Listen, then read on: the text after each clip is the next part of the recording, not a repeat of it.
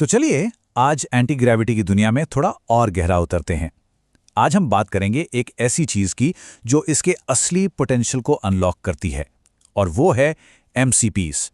इसके बाद anti gravity को इस्तेमाल करने का नजरिया पूरी तरह से बदल सकता है।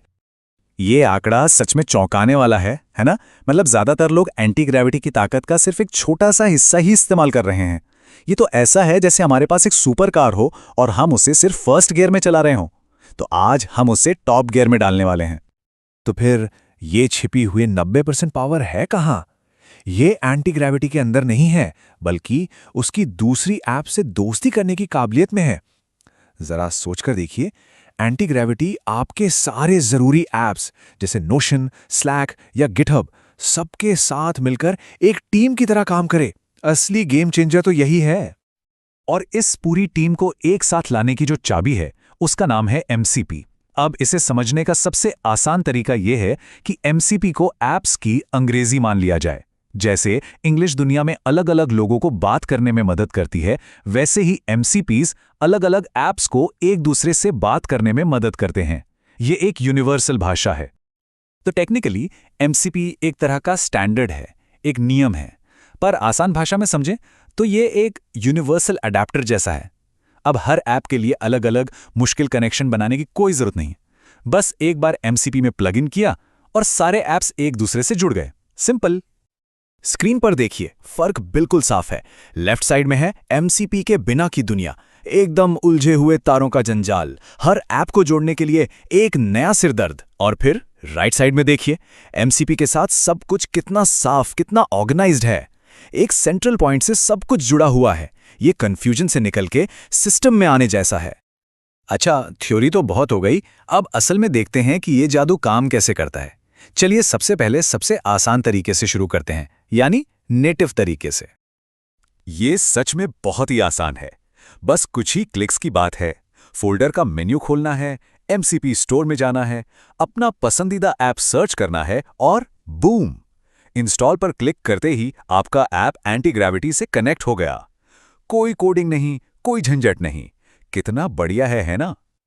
हाँ, ये सवाल तो मन में आएगा ही। क्या होगा अगर कोई ऐसा ऐप है जो बहुत ज़रूरी है लेकिन वो उस लिस्ट में है ही नहीं? घबराने की ज़रूरत नहीं है। यहीं से तो असली मज़ा शुरू होता है। अब हम सिस्टम से थोड़ा हटकर काम करेंगे। तो अब हम थोड़ा एडवांस्ड लेवल पे जा रहे हैं। अब हम सीखेंगे कि कैसे किसी भी ऐप को, चाहे वो एमसीपी स्टोर में हो या ना हो, एंटी ग्रेविटी के इकोसिस्टम का हिस्सा बनाया जा सकता है। मानता हूं ये सुनने में थोड़ा टेक्निकल लग सकता है, पर इसे एक रेसिपी की तरह समझिए। ये जो mcp.json फाइल है, ये उस ऐप का एक सीक्रेट कोड है। बस उस कोड को वहां से कॉपी करना है और एंटी ग्रेविटी के खास जगह, जिसे रॉ कॉन्फ़िग फाइल कहते हैं, उसमें पेस्ट कर देना है। बस इतना ही करना है और बस हो गया काम। अपने हाथों से एक नया कस्टम कनेक्शन तैयार हो गया है।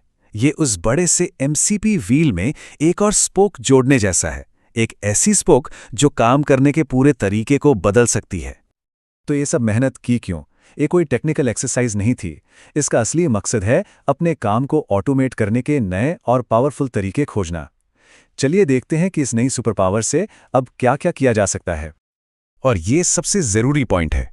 अब एंटी ग्रेविटी सिर्फ कोड लिखने वाला एक टूल नहीं रह गया है, बल्कि ये एक मास्टर आर्किटेक्ट बन गया है जो एक बेहतरीन वर्कफ्लो का पूरा ब्लूप्रिंट बनाकर दे सकता है। वो हमें क्या और कैसे का पूरा नक्शा देता है और फिर हम उसे असलियत में बनाते हैं। तो यहाँ से सबसे बड़ी सीख क्या मिलती है? यही कि अब एंटी ग्रेविटी मुश्किल से मुश्किल वर्कफ्लो का आइडिया और आर्किटेक्चर तैयार करेगा और फिर N8N जैसे लो कोड प्लेटफॉर्म्स पर उसे आसानी से हकीकत में बदला जा सकेगा। ये AI और इंसान की एक कमाल की पार्टनरशिप है जो हमें ऐसे काम करने की ताकत देती है जो पहले शायद मुमकिन ही नहीं लगते थे। तो इसी सोच के साथ आज की ये चर्चा यहीं खत्म होती है, लेकिन असली सफर तो अब शुरू हो रहा है। जब किसी भी ऐप को जोड़ने की पावर मिल जाए तो क्या बनाया जा सकता है? क्या अपने रोज के बोरिंग काम को ऑटोमेट किया जाए या फिर कुछ ऐसा बनाया जाए जो वाकई कुछ बड़ा करे? संभावनाएं अनंत हैं और चाबी अब